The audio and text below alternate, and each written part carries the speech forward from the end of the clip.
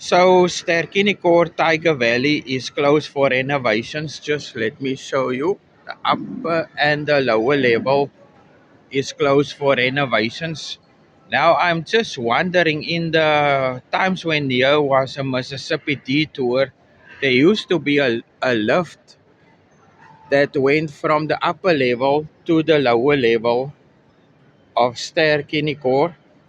I wonder if they're going to now reuse that lift.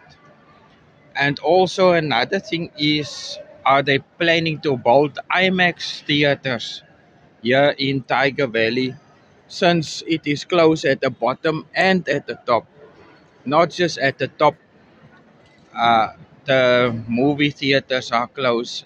But as always, thanks for watching. This is just a small video about Sterkinikoor, Tiger Valley.